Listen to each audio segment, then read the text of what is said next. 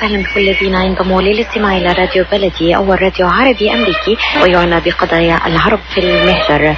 برامجنا في راديو بلدي كل يوم جمعة من 8 وحتى 9 صباحا مع ليلى الحسيني في بث حي ومباشر وعبر WNZK راديو 690 AM. صباح الخير بلدي، صباح الخير لكل مستمعينا. Welcome to Radio Baladi, the first Arab, Middle Eastern and American simulcast radio show. Radio Baladi is broadcast every Friday morning on WNZK 690 AM from 8 until 9 Eastern Time on Good Morning Michigan with Layla Al-Husseini. Our call-in number 248-557-3300. And now, stay tuned for the best radio talk show on Arab and American issues with your host, Layla Al-Husseini.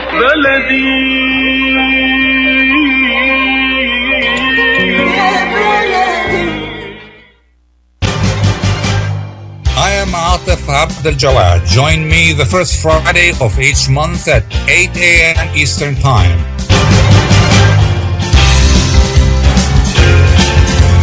I will be discussing some of the most important issues and events in the Middle East live on America's Voice of the Arabs.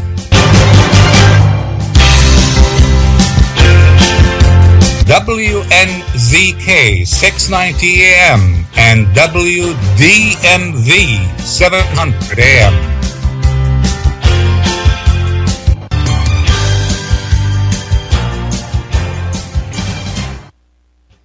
Good morning.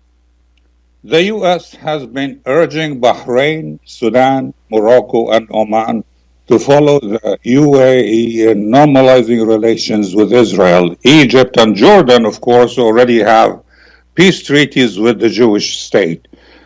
The Middle East is increasingly looking different from what it ever was. So in the next hour, we will be discussing the implications of such a new Middle East, the good and the bad, the winners and the losers, and what the future looks like for the Palestinians. To explore these and other questions, we have a group of distinguished guests. We have Tom Arms, a London-based American journalist. We have Saeed Arikat, a Washington-based Palestinian journalist. And we also have David Finkel, a steering committee member of Jewish Voice for Peace and managing editor of Against the Current. But before we start our discussion, I must say that we invited several representatives from Arab Gulf states and from Egypt, but they all declined. My first question goes to all three guests. Let's start with Mr. Finkel. The question is, do you support or are you opposed, do you object to Arab normalization with Israel and why? Well, good morning. Thank you for the question. Normalization is a funny word because there's nothing normal about the situation for the people on the ground, particularly for Palestinians on the ground. I would say if states want to have diplomatic relations, well, fine. But you have to see this development in a specific context. This is part of, first of all, the Trump administration's moves towards creating a military and political alliance against Iran, which creates a serious war danger. Secondly, of course, it's part of Donald Trump's re-election campaign. And thirdly, it's a development in what is already let's put it this way, it puts out in the open what has been a developing military relationship between Israel and a number of Arab kingdoms for some time now. For the Palestinian people on the ground, it does absolutely nothing towards resolving or making their situation normal, which can only be achieved through relations of equality and equality of citizenship in whatever political arrangements are arrived at.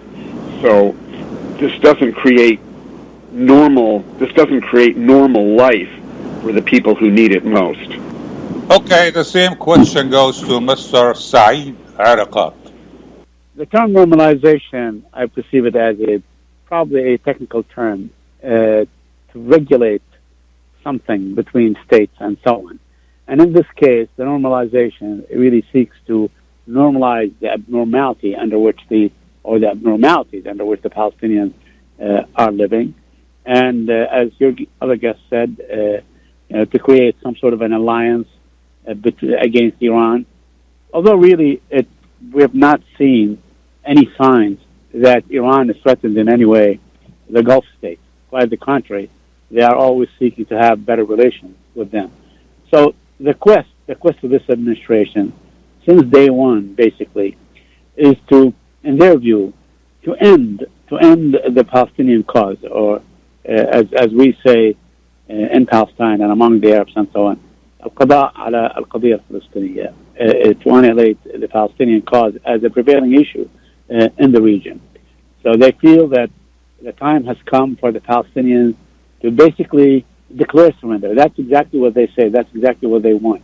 So that is a process of normalization. It's a normalization in Israel and its occupation, which is, nothing normal about this, because this has been ongoing for a very long time, for decades, for 53 years since the occupation of the West Bank and Gaza, 25 years since the creation of the State of Israel, where Palestinians have been destituted and scattered around the world. So the normalization aspect is saying that despite war crimes that go on every day, conducted by the Israelis, which are totally abnormal, we are going to accept you and accept that behavior, and you can go on doing what you're doing.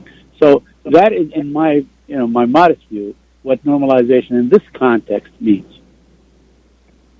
Okay, Mr. Arikat, my next question for you, I'll give you a moment to think about it. You are talking about occupation, but the UAE or other Arab countries are not occupied by Israel. But think about it, and let me go to Tom Arms now to find out what he thinks of the normalization. Do you support it, or are you opposed, Mr. Arms? Well, of course, there's no simple answer to it. There are pros and there are cons. There's good and there's bad in almost any diplomatic move. This does give the Arab world some leverage over Israeli policies. As we know, Netanyahu has had to shelve his plans to annex the West Bank. He hasn't abandoned them, but he's had to shelve them. And the UAE has made it absolutely clear that if he goes ahead with it, then diplomatic recognition and all these links that he's fought very hard to achieve will be thrown out of the window. So that's one thing. But if you set against that, the fact that it hasn't solved the Palestinian problem, which is at the root of this.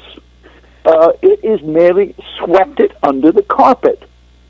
Which is what American diplomacy has been trying to do, and Israeli diplomacy in particular has been trying to do since 1948. And you can't just sweep them under the carpet. The more you sweep the Palestinians under the carpet, and by association these days the Iranians, then the more trouble you create in the long term. It just create lumps underneath a Persian carpet over which people are going to trip at a later date. Okay. Mr. Arms, you talked about some Arab leverage in dealing with Israel, but that's my next question for you in a minute. I'm going to give you a minute to think about it. When you talk about Israel suspending the annexation plan, we're talking about suspension, temporary move. Immediately after that, or the near future, Israel will go back to annexing the West Bank, or 1/3 of the West Bank. But that's a question for you to think about while I go back to David. David, what do you think, why the UAE was the first to normalize at this time? Basically, I think it's pretty simple. They want the American F-35s, which Trump is eager to sell to them.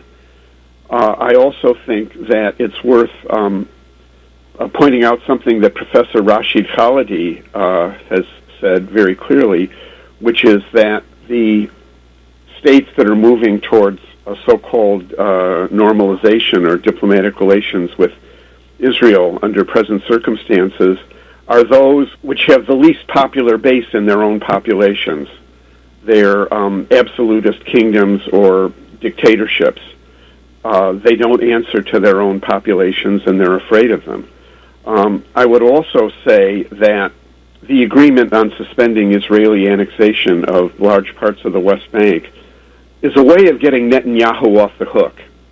Netanyahu's statement about annexing the West Bank was going over poorly. It was going over poorly in international diplomacy with the European Union and even with parts of the American political establishment. And it wasn't going over well in Israel, partly because the extreme right wing in Israel doesn't want to annex part of the West Bank. They want to take the whole thing. So this is a way of getting Netanyahu temporarily off the hook while the actual process of annexation continues. The bulldozing of Palestinian homes, the destruction of fields, the growth of settlements. So the real annexation continues while the suspension is announced. So it's convenient in that respect, both for Netanyahu and for the UAE, which, as I say, wants access to American military hardware. Mr. Arikat, back to you now and the question about occupation. Now, as you know, the UAE is being criticized by the Palestinians for not standing with the Palestinian cause. You talked about occupation. UAE is not occupied. Arab countries that are contemplating normalization are not occupied by Israel. In fact, some would say that the Palestinians themselves have never fought Israel to liberate their own lands. How do you respond? Well, let me begin with the last point that you made, and of course this is obvious nonsense. The Palestinians have been fighting the Israelis all along, since before the creation of the State of Israel. There are major efforts, it's all documented, and in fact, you know, when the only time that Palestinians sort of scaled back their struggle against the creation of another state on their own homeland was really during the 1948 wars, when they were pressured and convinced by the Arabs that went in there allegedly to liberate Palestine. It was only during that period, but that is a very complex history, and it flies. You know, when you say they're not fighting, that flies in the face of reality. They fought Israel along the Jordan River. They fought Israel in Lebanon and the south of Lebanon. They're still fighting Israel every day. Israel continues to kill Palestinians every day. It continues to attack Palestinians and besiege Gaza, for instance, and the Palestinians resist back. But that's not the crux of your question. Your question says that if these countries are not occupied, then they should normalize. They should not feel obligated towards the Palestinians by maintaining some sort of a state of enmity towards Israel. Now, that may be the case, but it's also, the flip side of that, conversely, is that is a less reason for them to normalize, because there is no confrontation, there is no war between the UAE and Israel to formalize or to sign a peace treaty as it's been, touted. It's been touted as a peace treaty, which it's not. Egypt signed a peace treaty with Israel because it had been at war with Israel. Jordan, the same thing. But for the UAE, this is really no more than a gratuitous thing to bring Israel into the fold and legitimation and, in fact, legitimizing its occupation, a brutal military occupation at this day and age, which there is no other visible situation that we can point to, example that we can point to, where such conditions exist. So that is less of a reason. Now, that is not to say that countries should or should not pursue such normalization. The point is that these countries, in reality, they don't really have a sovereign decision. I mean, they can claim all they want, that they have done it because of a sovereign issue, but in reality, the United States of America has a great deal of leverage. It has huge military bases in these countries. It continues to protect them. President Trump, time and again, said to them threateningly, in a way, that without our protection, you will survive 1 week, and he's probably right. So this is the reality on the ground. The UAE is a very small country. It is composed of 7 emirates. The population is about 10 million for all these 7, but those who have UAE citizenship are about a million. So what does the UAE need for the F-35 and so on?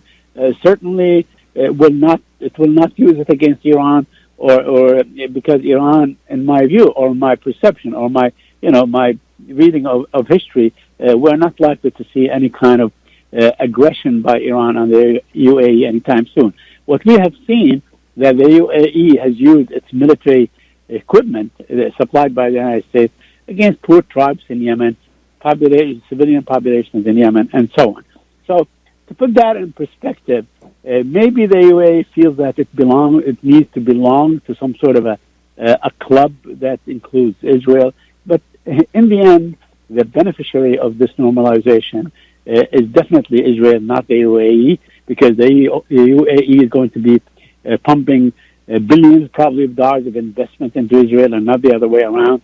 And the same thing with the other oil-rich countries if they pursue the same course. And lastly, when you say they're not occupied and therefore they should feel free to do so, feel free to do so, but don't bring in the annexation issue, because as your other distinguished guest said, annexation was basically put behind Netanyahu, who's under a lot of trouble, probably heading to prison, used it to get his base, which is the right-wing base, the settler base, and so on, going and for re-election purposes. And even the United States was, backtracking on the issue of annexation. I mean, I asked this question a couple of times, or more than a couple of times, to the Secretary of State Pompeo directly, and he responded, and so on. The State Department, as late as a couple of days ago, says, "Look, it is postponed, not put off." And anyway, and the annexation, as also was said by your guest, is ongoing at this time, at this stage. So all this, in the quest, or under the pressure of the United States of America, whether during the Warsaw Security Conference back in 2019, or all these theatrics that they do, the deal of the century, all this is really intended to sort of normalize at the end Israel's occupation of the Palestinians. The F-35 as a quid pro quo? What a ridiculous quid pro quo. We'll talk about it in a minute after the break. Stay with us. KASHAT's Mediterranean Market in Shish Kebab offers a great array of your favorite Mediterranean meals. Meals range from lamb specialties, shawarma sandwiches, seafood dinners, and they offer special big trays of your favorite food, plus much more. KASHAT's Mediterranean Market in Shish Kebab address is 32839 Northwestern Highway in Farmington Hills. Their phone number is 248-538-9552. That number again is 248-538-9552, and the supermarket is open from 8 a.m. to 9 p.m. KASHAT's Mediterranean Market and Shish Kebab will definitely leave you satisfied.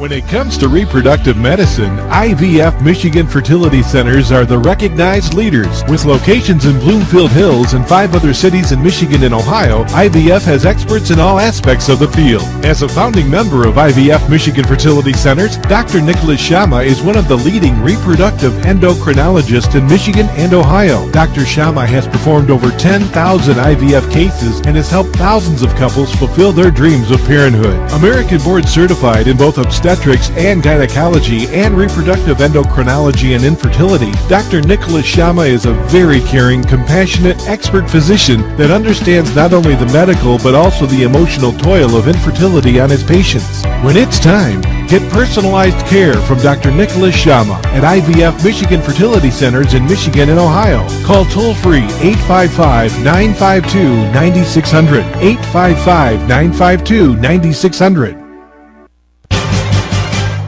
I am Atef Abdel Gawad. Join me the first Friday of each month at 8 a.m. Eastern Time.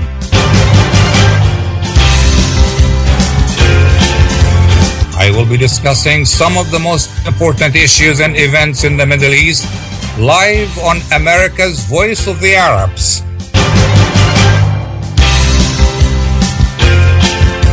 WNZK 690 AM and WDMV 700 AM.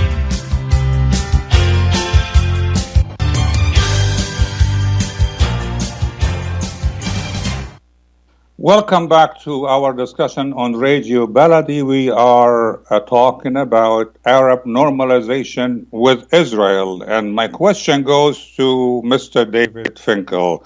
Some people say the United Arab Emirates never really received any quid pro quo for its move. For example, demanding a Palestinian state with its capital in East Jerusalem.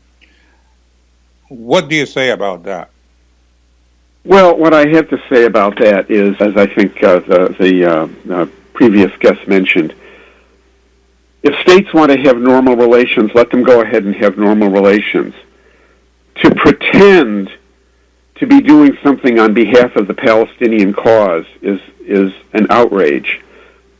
They're doing nothing in support of Palestinian rights, and frankly, they shouldn't pretend to. And here I want to go back in history to the 1979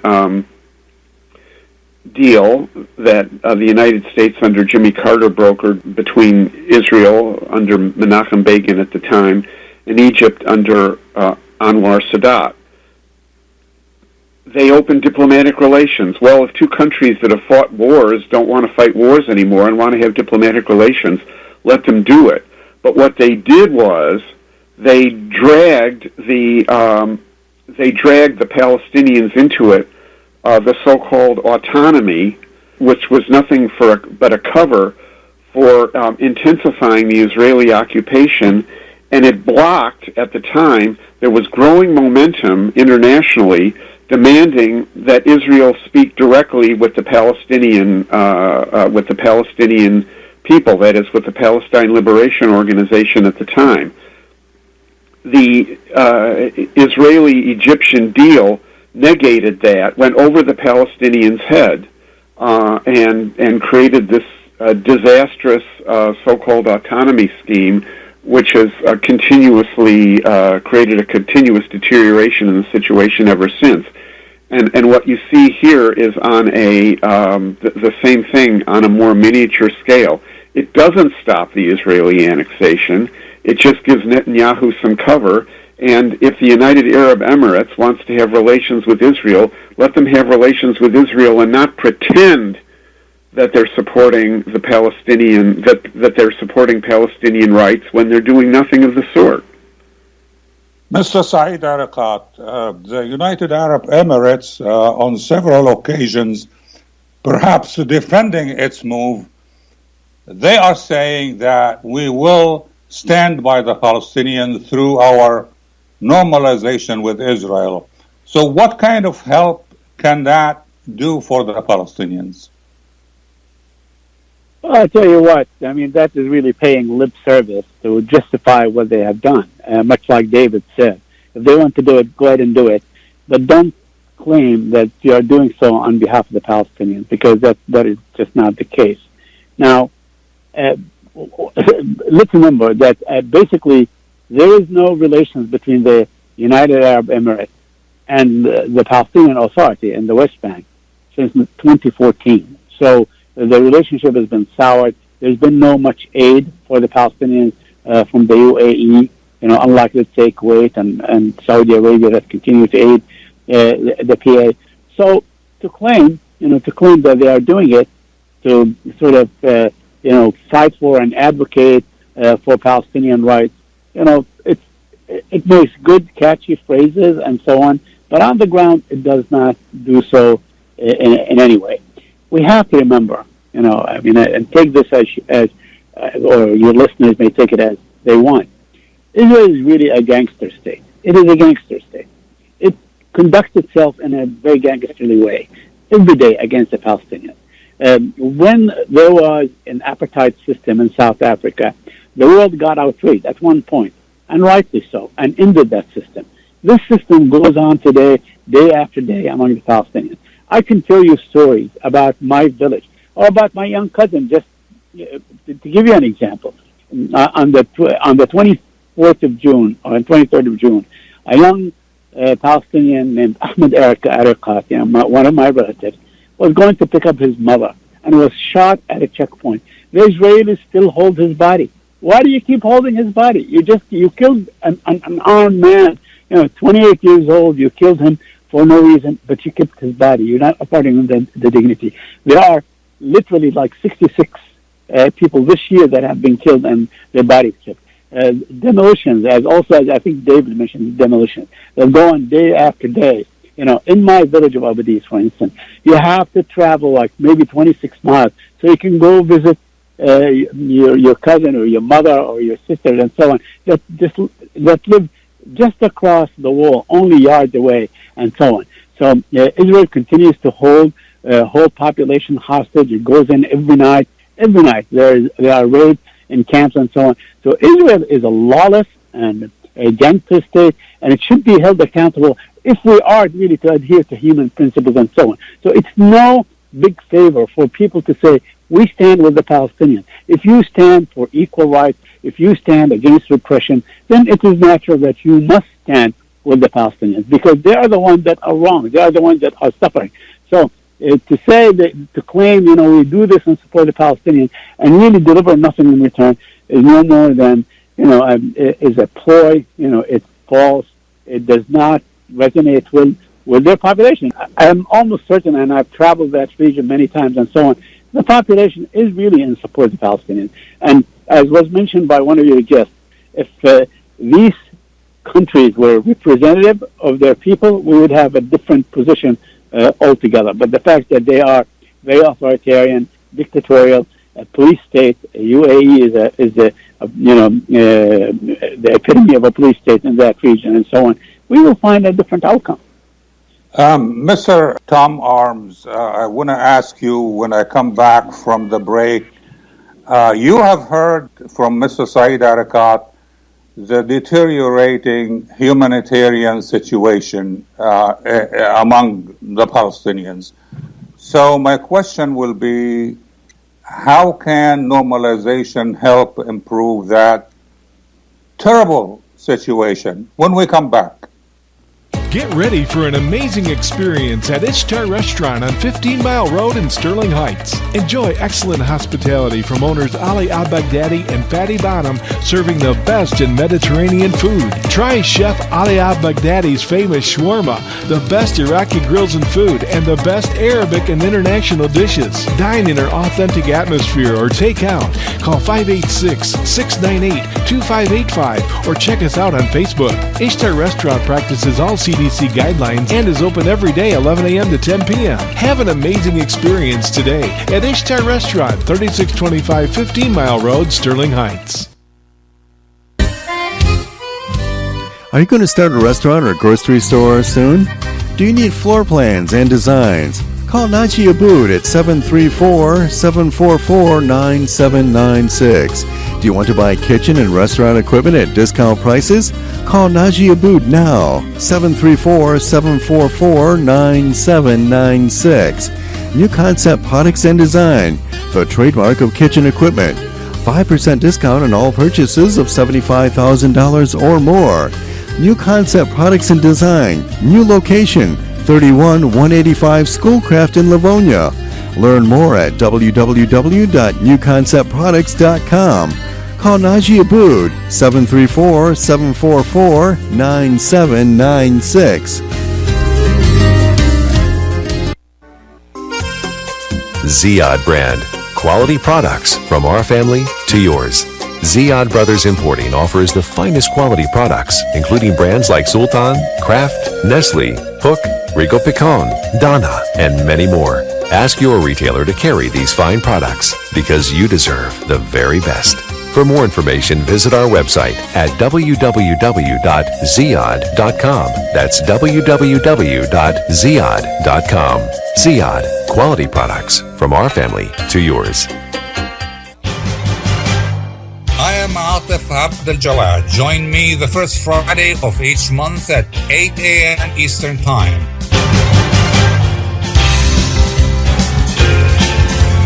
I will be discussing some of the most important issues and events in the Middle East live on America's Voice of the Arabs.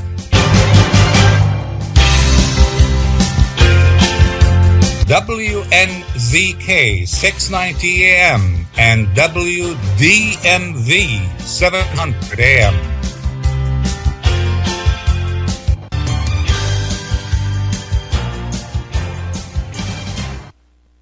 Welcome back to our discussion on Radio Baladi. We are talking about Arab normalization with Israel. And my question now goes to Mr. Tom Arms. And my question, Mr. Arms, is that the description of the humanitarian situation in the Palestinian territories is terrible. In what way you think normalization can help improve that situation? Well, I'd like to think that it will allow access to that area by, say, humanitarian aid coming from the United Arab Emirates. But to be honest, I don't think it's going to happen because I think what will happen is that the political developments will lead to further radicalization of the Palestinians and Hezbollah and Iran. And they will be forced into more and more radical efforts to achieve their ends. And that will create a reaction from Israel, which will lead to more fighting between Gaza and the Israeli Defense Forces, which will obviously have an adverse effect on the humanitarian situation in Gaza and in the West Bank. So I don't think it will have a good effect at all in any way whatsoever. You also asked me earlier if I would comment on the West Bank settlement and Israel. You have to remember that the government in Israel is very much a Western-style democracy. It has proportional representation in the Knesset, and the government depends very heavily on the support, whichever government it is. The swing vote is very much the right-wing Orthodox Jewish vote. And they tend to be very pro-settlement of the West Bank. Not completely, but as a group, they tend to be very heavily in support of the settlement of the West Bank. So that's going to be, that domestic problem in Israel is going to be reflected as a problem in its foreign policy as well. Mr. David Finkel, you talked about the 1979 peace treaty between Israel and Egypt. We know that under that treaty, Egypt got back the Sinai, part of its occupied territory. Jordan also made peace with Israel, but got nothing. The United Arab Emirates, we are not sure, but so far it's getting nothing except the F-35 maybe. Now, Israel says the West Bank was not part of a Palestinian state when it seized it in 1967, and therefore it did not take it from anybody, from any state, because it was basically administered by Jordan. How do you respond to that? I remember going to Israel as a guest of the Israeli government in the 70s and doing a tour of Israel, coming down from the Lebanese border through the Ula Valley. And when the Israeli guide was showing me around and saying that their ultimate goal was the creation of an Eretz Israel. And for them, Eretz Israel extends all the way to Damascus. And I think that's what you've got to realize, that the Israeli that Eretz Israel includes the West Bank, and for a lot of people in Israel, for a lot of supporters of the Jewish state, that is absolutely key. Is that the West Bank is part of Israel. Let me see if Mr. Arikat has something to say in response to you. Yeah, I mean, I agree. I agree with both David and Tom. They both said very clearly that this is occupied territory. The whole world knows it. I mean, to say that there was never a Palestinian state as a cover or as an excuse or the reason to take over that land is nonsense. First of all, if you go back to before the creation of the State of Israel, before 1948, under the British mandate, it was Palestine this and Palestine that and so on. Everything was, the Palestinian airline, Palestinian towns and so on, Palestinian hospitals, and a name. And it was called Palestine. It was called Palestine under the British mandate and so on. So this is nonsense. I don't even want to dignify this with an answer, because that is really intended to dehumanize the Palestinians and to claim that they are not there. Israel, look at what's going on now by seeking this normalization with other countries. It is intended, it intends to bypass the Palestinians, and that is its goal, because they know very well the only normalization that matters is really normalizing with the Palestinians. They are the ones that are occupied. They are the big elephant in the room. To try to say they don't exist is nonsense. To try to say that they never had a state and therefore they don't deserve one, that's also nonsense. That is a ploy that will not, sort of fool anyone, or in the end serve Israel's future and its claim to want to live in peace and harmony in the region. Because of what we have today, Jawad, and I'm sure both David and Tom know quite well that what we have today, we have as many Palestinians as there are Jews in Israel, in the land that Israel occupies, from the Mediterranean Sea to the Jordan River. We have maybe 15 million people. There are probably more Palestinians than there are Jews at this stage. So, the Palestinians are not going anywhere. The Israelis must deal with them, and to continue to behave, to say and behave and so on, as if they do not exist. There was never really a state. These people were not there, or to go back to the nonsensical statement that, Israel is a land without people, and it was given to a people without land, and so on. This issue of people without land, land without people, is nonsensical. They have been there for a very long, long time. I can trace my roots for hundreds of years. I don't need to, in my village and in the surrounding villages and so on, there are families in Jerusalem that trace their background way back maybe 1,000 years and so on, like the Nusayba family and others and so on. So this is all nonsensical, because every day we find things, artifacts and so on, that says the Palestinians are there. They have very rich cultural heritage. They have very they have deep roots in their land. So any attempt to deny them their humanity in their own land will fail. Mr. Arms, you talked about Israel's democracy. Now, when Israel normalizes with non-democratic governments in the region, what impact will that have in the area, in the region? For example, will it help spread democracy or will it perpetuate non-democratic rule in the region? Anyway, whatsoever, I think there's a distinct problem in that most of the Arab countries, all the Arab countries, are not democratic. They have very limited representation for the people that they represent, and this is going to create problems in establishing diplomatic relations with Israel. The people who are establishing diplomatic relations, the people in the United Arab Emirates and possibly Bahrain and Oman, they are the Western-educated elite who are driven mainly by business interests to establish these relations. And they are legitimate interest, but they are not representative of a lot of the people who are probably more fundamentalist in their religious belief and more anti-Israel than those at the top.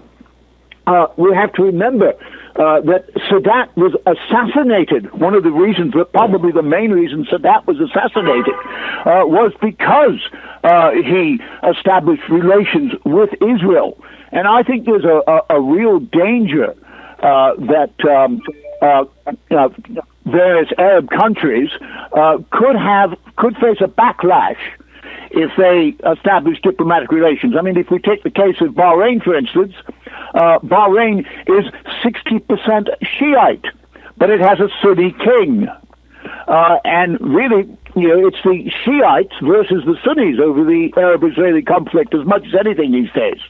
If we look at the eastern province of Saudi Arabia, there is a very large Shiite population there. We're unlikely to get diplomatic relations established between Israel and, say, Lebanon, Iraq, and Syria because of the large Shiite populations there. So I think all these things have to be taken into consideration when you're talking about recognition. Mr. David Finkel, as you heard Mr. Tom Arms saying that it's going to be more difficult to have Israeli normalization with Saudi Arabia, Iraq, and Lebanon because the three countries have large Shi'i population.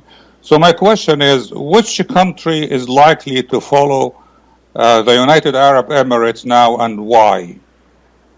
Well, first of all, Saudi Arabia and Israel don't have to have diplomatic relations. They already have collaboration.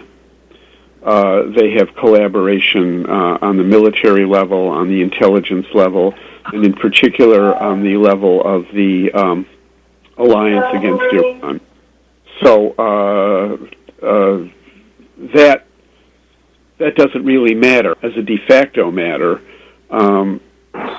Saudi Arabia and Israel already have a collaborative relationship, and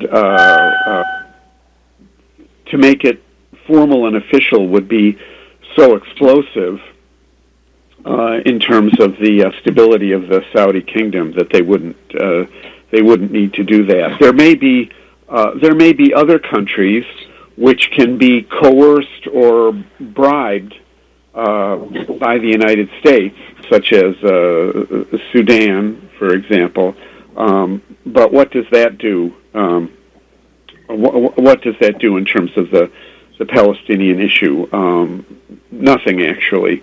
Let me say one other thing, which I think is important here.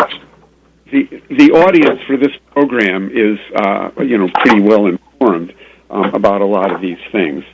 For most of the American population, we're consumed with all of our problems with COVID and the economy and racial violence and so many other things that the American population has very little idea of what's going on here. The American population has very little understanding on the whole of the a total catastrophe in Lebanon or the continuing misery in Syria, and so this is part of the blockage in American politics. Although there is growing sympathy in the American population, and particularly among young Jews, for Palestinian rights, and I think this is important to say here. When we come back, I will ask Mr. Saeed Arikat to analyze the impact of the Palestinian division and how it can help or hurt the Palestinian cause. Now, the Palestinians are facing a double challenge. One is normalization, and the second is the Palestinian internal division. When we come back. Life is a nonprofit charity that's provided humanitarian aid and development to people and communities for over 25 years, regardless of race, color, religion, or cultural background. When disaster occurs here or around the world, Life for Relief and Development rushes in to provide food, medical aid, and shelter to those in need. Please help improve these efforts. Make your tax-deductible donation to Life now at lifeusa.org or call 248-424-7493. When you're looking for the best in optical care, Dr. EMAD NAKKASH is your doctor to see. With years of experience and thousands of successful procedures performed, you can trust your eyes to Dr. EMAD NAKKASH. See Dr. EMAD NAKKASH and his professional staff for your eye care needs. There's 2 locations to serve you. In Hazel Park, call 248-336-3937. 248-336-3937. In Rochester Hills, call 248-299-3937. That's 248-299-3937.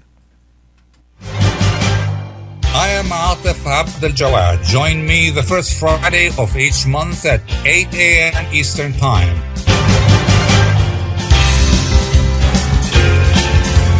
I will be discussing some of the most important issues and events in the Middle East live on America's Voice of the Arabs.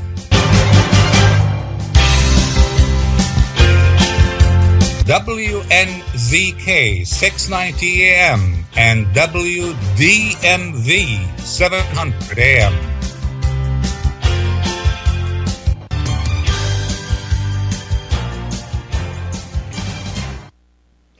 Welcome back to Radio Baladi. We are discussing the normalization, Arab normalization with Israel. And my question now goes to Mr. Saeed Arikat. And let's talk, Mr. Arikat, about the Palestinian internal division and how it can help or hurt the Palestinian cause. Now, we have the Palestinians facing a double challenge now. One is the normalization.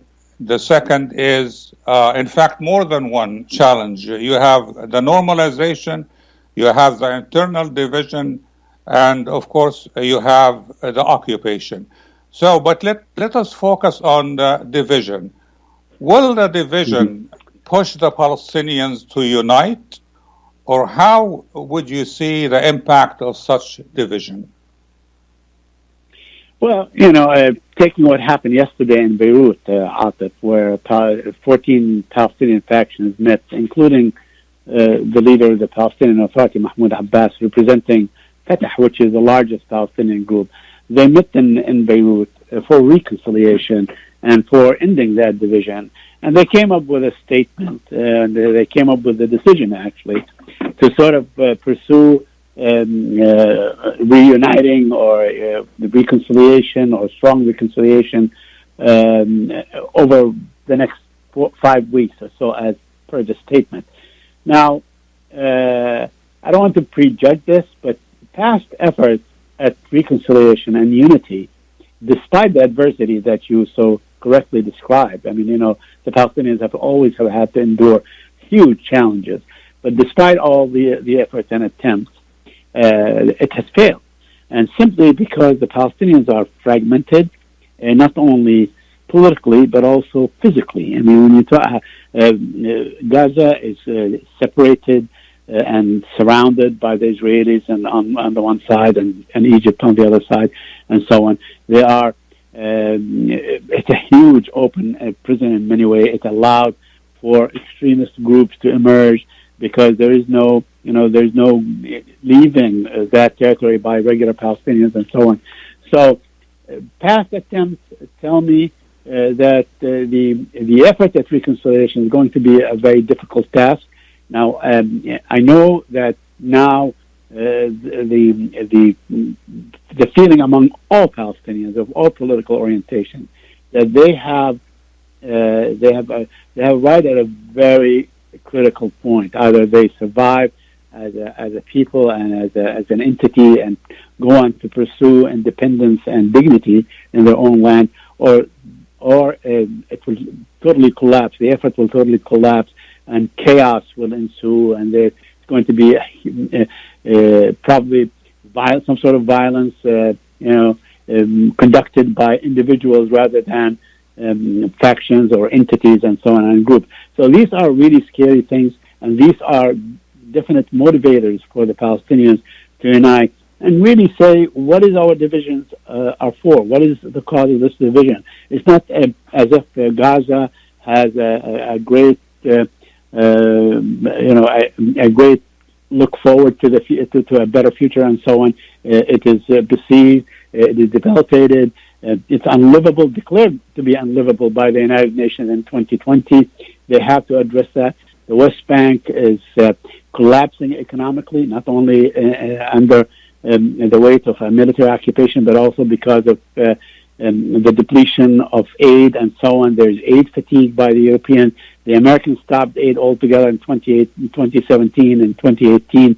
So they face huge challenges. And if there's ever a moment for them to unite, it is this moment. They must. So I want to give them, the benefit of the doubt to give what happened yesterday in Beirut the benefit of the doubt, and all Palestinians hope that this will continue, because the situation is far more important, or the cause for unity is far more important than the petty stuff, individual stuff or political party stuff that prevails today and keeps the Palestinians divided, and hence easier to conquer, easier to control, and also easier for other Arab countries like UAE, like Bahrain, and others say, look at the Palestinians, they are divided, they are not concerned, and when they are divided, really they cannot play a stronger card in any way. Now, I just want to say one point on democracy, because I think it was mentioned by David, I believe, or Tom, I don't recall who said it, saying that Israel is democracy, and it's true. Israel is democracy for Jews. I mean, it's not a total democracy for Palestinian Israelis. They continue to be. There may be they're not equal citizens, and for the rest of the Palestinians, for 5 million Palestinians, Israel controls 5 million Palestinians without any right, without even basic rights. So I don't know how anyone in the world could call this a democracy. It's an illusion. Thank you. Mr. Tom Arms, can normalization lead to flexibility on the part of Israel? Can you hear me now? Yes, I can hear you now. Okay. Let me finish the question. I don't think Netanyahu in particular is the sort of person to be flexible.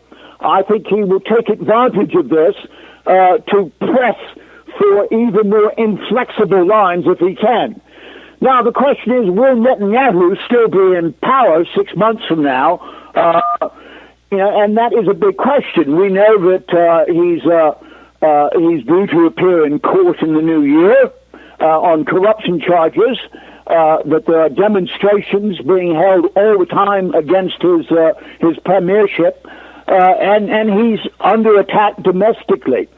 What will replace him on the right wing in Likud is difficult to tell. There is no one that immediately comes to mind. Benny Gantz of the Blue and White Party is certainly much more flexible than Netanyahu, and he is due to take over the premiership at some point. under the agreement that the two men have. But as long as Netanyahu is there, I don't think you're going to see a great deal of flexibility. Flexibility in terms of the Palestinian demands, or some of the Palestinian demands. Oh, he's not interested in the Palestinians' demands. He's not interested in the two-state solution. He would like to just forget that the Palestinians exist, to be quite honest. And so would the Trump administration. They're very much opposed to the two-state solution, which the rest of the international community supports, and they just like to shove them into the background and hope that they go away. Okay, my last question in a few words for our three guests, and I repeat, in a few words. What does the future of the Palestinians look like, assuming that we have normalization between more Arab countries and Israel? Mr. David Finkel. I believe most likely there is going to be a long, difficult struggle against the what you could call the colonial apartheid state system that Israel has created, and this is why the importance of grassroots popular organizing in this country and internationally around boycott, divestment, sanctions, and other Palestine solidarity activities is very important. This is going to be a long, hard fight, in my opinion, with very few short-term victories. Mr. Arikat. I think the road ahead is going to be very, very difficult and huge hardships on all levels for the Palestinians. There's going to be violence perpetrated by individuals that will exact a huge revenge and so on. There will be more and more disaffection with a two-state solution, and more probably efforts and initiatives and so on to struggle for equal rights in one state. But okay, I'm there running are out no, of time. no Thank victories you in the all, road. my three guests, Mr. Finkel, Mr. Arikat, Mr. Arms, and I will see you again the first Friday of next month. Have a good weekend.